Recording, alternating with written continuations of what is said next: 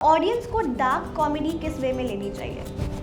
जिसमें हमें सारी कॉमेडी लेनी चाहिए, हंसो। उसका एक रैंडम जोक जो आपका एकदम इम्प्रोवाइज किया है और वो एकदम ज़्यादा चल गया। कोई सेंस है इस बात की? मैंने रैंडमली इम्प्रोवाइज किया था स्टेज पे, मैंने कभी वो लिखा हुआ नहीं था मेरा। मेरा ड्रीम कोलैबोरेशन होगा डैश के साथ। MS धोनी मेरी बिगेस्ट फेयर। इंडस्ट्री में तो कोई फेयर नहीं है, मेरा पर्सनल फेयर होते हैं। हमें अपने सेट के साथ तो हर बार स्टेज पे सेम सेट करने जा रहे हो तो तब भी यही फेयर होता है कि पता नहीं आज चलेगा नहीं चलेगा, या फिर ये और कितने दिन तक ये शो करना है, नया शो बनाना है, उसका फेयर होता है आपको, नया शो किस बारे में बनाना है, कैसे रिलेटेबल हो, ये सब फेयर्स आपके एक आर्टिस्ट के होते ही होते। मैं किसी का रूममेट तो हो नहीं सकता किसी भी हालत में।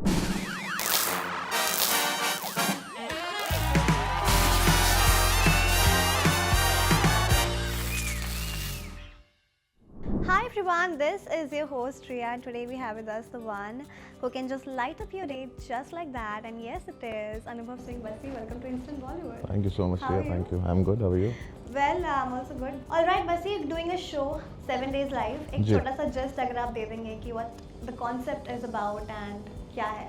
तो बेसिकली हमने दो क्रिएटिव कॉर्ड्स बनाए हैं जिसमें दो अलग अलग जॉनर के लोग बैठेंगे। दोनों एंटरटेनर्स हैं बट दो अलग अलग जॉनर है उनका एंटरटेन करने का। दोनों अलग अलग रूम्स में दो लोग होंगे जो शायद एक साथ आपको पेयरिंग थोड़ी वियर्ड लगे बट एंटरटेनिंग लगेगी। वो दोनों साथ में रह के कुछ टास्क परफॉर्म करेंगे, कुछ ऑडियंस उन्हें जो बताएगी वो टास्क परफॉर्म करेंगे। 7 दिन तक लगातार उनको रोज़ आपको एंटरटेन करना है and at the end of 7 days जिसकी ज़्यादा व्यूअरशिप होगी वो जीत और ये जाएगा। लाइव होगा पूरा? ये सब कुछ लाइव होगा, तभी शो का नाम 7 डेज लाइव है। 7 दिन तक सब कुछ लाइव चल रहा है। Amazing. तो और जजेस डिसाइड? ऑडियंस जजेस है, इसीलिए फॉर्मेट कैसे इस शो का हिस्सा बनेंगे? ऑडियंस ऐसे सब बनेगी क्योंकि मैं लाइव शोज परफॉर्म करता हूँ। मैं अब जब भी परफॉर्म करता हूँ मेरे सामने ऑडियंस होती है और मैं साथ के साथ मुझे उनका जवाब मिल जाता है। If a joke is funny they are reacting to it, if it's not funny they are not reacting to it. हमारे जो क्रिएटिव कॉर्ड्स में एंटरटेनर्स बैठे हैं, इट्स नॉट लाइक कि वो बस परफॉर्म करे जा रहे हैं, एंटरटेन करे जा रहे हैं, उन्हें पता नहीं चल रहा है। ऑडियंस देखेगी कौन ज़्यादा एंटरटेन कर रहा है, वो वहीं पे जिसकी ज़्यादा व्यूअरशिप होगी, जिस भी रूम में ज़्यादा एंटरटेनमेंट है सारी ऑडियंस वहाँ चली जाएगी। ऑडियंस डिसाइड करेगी कि ज़्यादा व्यूअरशिप है, जिसके 7 दिन के बाद ज़्यादा व्यूअरशिप होगी वो जीत जाएगा। बहुत सिंपल है, कुछ नहीं ज़्यादा एक्स्ट्रा। कॉन्सेप्ट इंटरेस्टिंग तो है जी। But I want to ask you that ये शो आपके तक कैसे पहुंचा and what made you say immediately yes to it? मुझ तक ऐसे पहुंचा शो क्योंकि लाइव एंटरटेनमेंट में हूँ और मुझे ये था कि कुछ तो करना ही था मुझे जियो हॉटस्टार के साथ मिलके। तो जब ये शो मैंने सुना मैंने कहा ये लाइव है क्योंकि और ऑडियंस डिसाइड कर रही है, टास्क भी बीच बीच में ऑडियंस ही दे रही है, तो मेरा सब कुछ ऑडियंस के थ्रू होकर निकलता है। तो मैंने कहा ये मुझे कॉन्सेप्ट अच्छा लग रहा है। मैं कभी कंटेस्टेंट तो बन नहीं सकता क्योंकि मैं मेरी रूममेट वाली हरकतें आप लोगों ने देखी है मेरी ठीक है नहीं, तो मैं किसी का रूममेट तो हो नहीं सकता किसी भी हालत में। बट मुझे लगा कि मैं होस्ट बन के बाहर से देखता हूँ कि रूममेट्स कैसा बिहेव करेंगे अगर हम ऐसे एक कॉम्बिनेशन बना के डालते हैं। तो मैंने इसलिए इसके लिए हाँ बोल दिया। अब देखते हैं अब, और ऑडियंस मेरे साथ रहेगी, हम साथ में देखते हैं क्या करेंगे ये लोग। वरना हॉस्टल वाले डेज याद आ जाएंगे। देखते हैं वो हॉस्टल से भी ऊपर आ सकते हैं क्योंकि अब वो लोग उस एज को भी शायद पार कर चुके होंगे और देखते हैं अब क्या करेंगे वो लोग।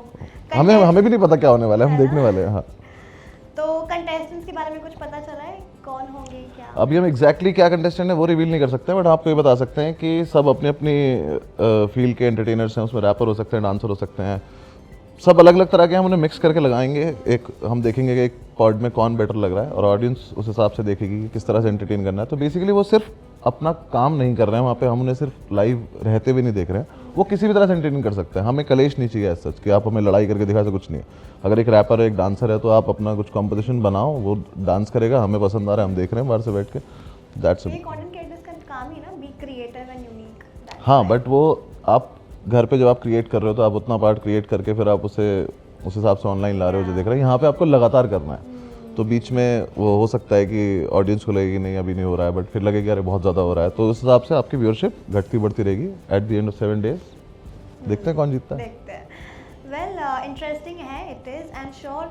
अगर ऑडियंस बसी को लाइव होस्टिंग करते हुए देखेगी तो क्या बसी की अलग साइड भी देखने मिलेगी? जैसे कि अगर गुस्सा आ जाता है, जैसे कि सलमान खान एक रियलिटी शो होस्ट करते हैं तो कभी कभी गुस्सा आ जाते हैं, कभी रोस्ट कर देते हैं, मजाक मस्ती चलती रहती, तो आपका वो सीरियस वाला साइड दिख सकता है?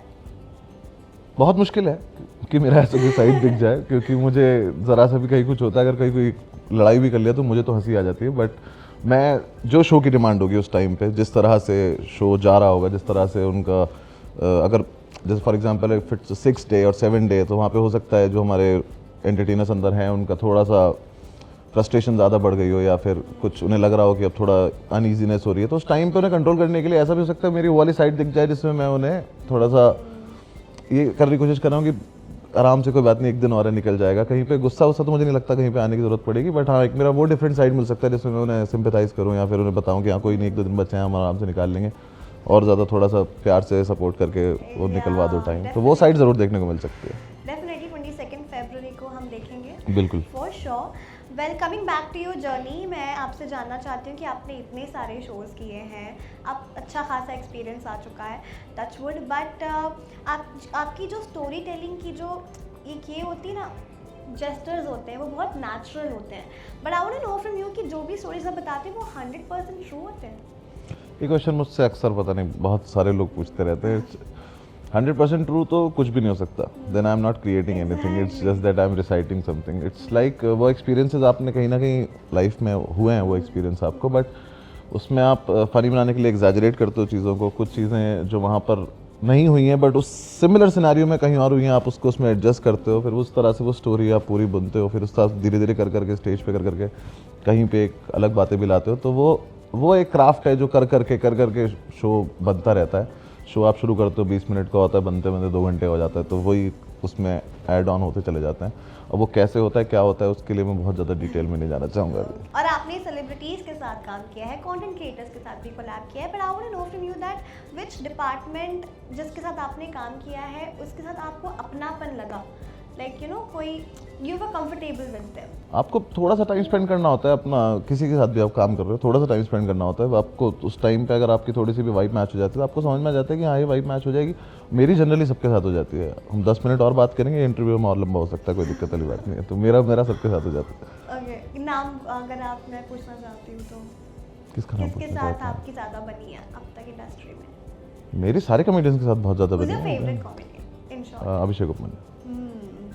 Okay, and I want to ask you बसी कि आपका इस इंडस्ट्री में, कॉमेडी इंडस्ट्री में, what's your biggest fear?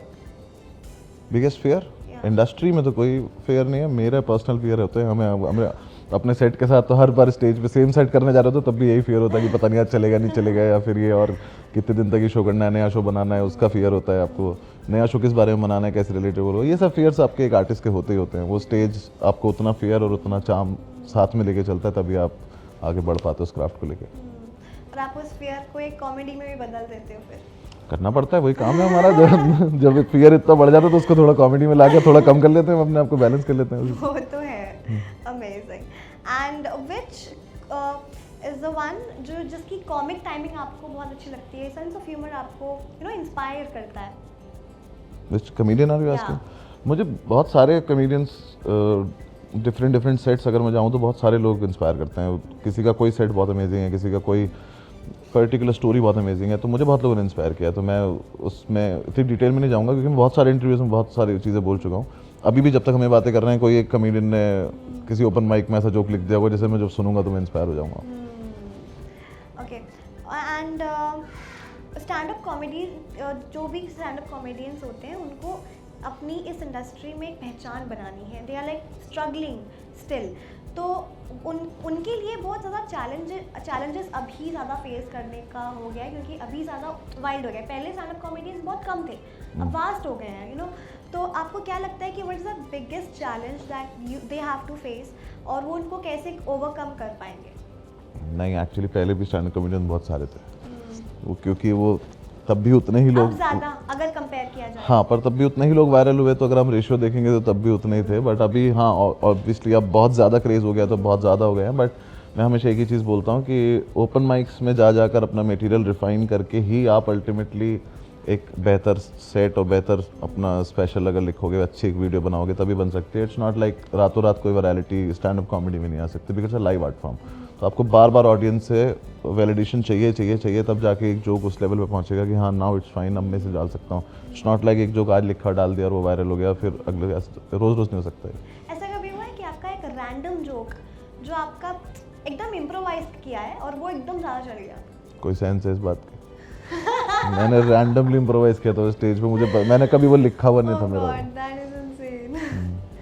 And ऐसा कभी हुआ है कि आपका जो कभी परफेक्टली लैंड नहीं हो पाया, लेकिन आपकी एक्सपेक्टेशंस थी, बट लेकिन उसको बैकअप करने, कवर अप करने के लिए आपको कुछ बैकअप, आप प्रिपेयर रहते हो अपने बैकअप के साथ? मैं इसीलिए आपको बोल रहा हूँ आपको लाइव शो पे आना चाहिए। आप आके देखोगे आपको बहुत बार पता चलेगा। आप सेम शो 2 बार देखने आना तो आपको उसी में डिफरेंस पता चल जाएगा कि कैसे कवर अप हुआ है और क्या हुआ है।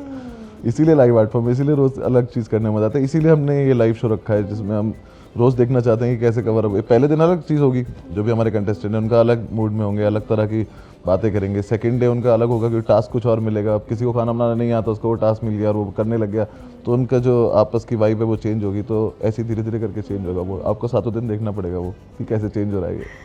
ओके, बस being a stand up comedian, audience को डार्क कॉमेडी किस वे में लेनी चाहिए? जिसमें हमें सारी कॉमेडी लेनी चाहिए, हंसो। Okay, before we wrap it up, एक छोटा सेगमेंट कर लेते हैं, फिल इन द ब्लैंक्स। मैं आपका सेंटेंस बोलूँगी, उसमें डैश आपको फिल करना है। ओके। ओके, ऐसा एक टॉपिक जिस पे मैं कभी जोक नहीं बनाऊंगा इज डैश। बनाऊंगा, ऐसा तो कोई टॉपिक नहीं जिस पे जोक आ जाएगा उस पे बना दूंगा, क्या हो गया। ऐसा कुछ, क्योंकि कुछ स्टैंड अप कॉमेडियंस अपनी बाउंड्री सेट करते हैं ना। हाँ, लेकिन ऐसे में इतने बड़े फिल इन द ब्लैंक को नहीं भर सकता ऐसे। अब मुझे नहीं पता इतने वास्ट दुनिया में किस चीज़ पे मुझे आ जाएगा आइडिया। जिस पे आएगा उस पे बनाऊंगा जोक आराम से बैठ के। ओके, मेरा सबसे एम्बैरेसिंग मोमेंट स्टेज पर डैश था।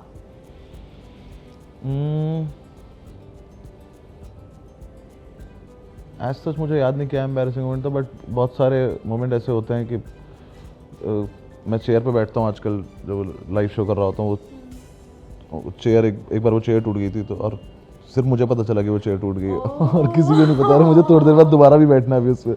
तो मैं जब बैठ तो गया, मुझे पता है वो टूट चुकी है, तो मैं दोबारा नहीं बैठ सकता, लेकिन मेरा आगे का एक्ट है उस पर बैठने का अभी। तो वो मैंने कैसे कवर अप किया बस मुझे पता है। वो ऐसी चीज़ें हो जाती हैं जो सिर्फ हमें पता होती है कि हो रहा है। सीरियसली, मेरा ड्रीम कोलैबोरेशन होगा डैश के साथ। MS धोनी में भी। अगर एक दिन के लिए मुझे बिग बॉस का होस्ट बना दिया जाए तो मैं सबसे पहले डैश करूंगा। मैं उन्हें बोलूँगा कि मुझे 7 दिन के लिए मेरे शो का होस्ट बनाया जाए। ओके, अब मुझे सबसे ज़्यादा प्रेशर तब फील होता है जब डैश होता है। प्रेशर आई थिंक जब स्टेज पे जाना हो उससे 1 घंटा पहले के, क्योंकि वो वाला टाइम नहीं करता, लगता जल्दी से भेज दो, खत्म कर दो। ओके, आपको वैसे क्रिंज रील्स पसंद है कंटेंट? मुझे अब खत्म हो गया मेरा पिछले मतलब कितना 3-4 ज़्यादा ही हो गया, शायद 6 महीने मैंने काफ़ी देखी हैं। फिर जिसका कुछ लॉजिक नहीं होता, लेकिन ऑडियंस फिर भी देखती पूरी की रील है। हाँ, मतलब मैं भी देखता था, मुझे बहुत मजा आता था। मैं कोई भी सर देखती पैर नहीं उनका, बस देखते रहो। फिर अब मेरा रिसेंटली कुछ कम हो गया, क्योंकि अब उसमें भी एक वो है ना, उतना क्रिंज नहीं बन रहा अगला। लग रहा है कि ये तो मैंने देख लिया, इससे ऊपर का देख लिया मैंने।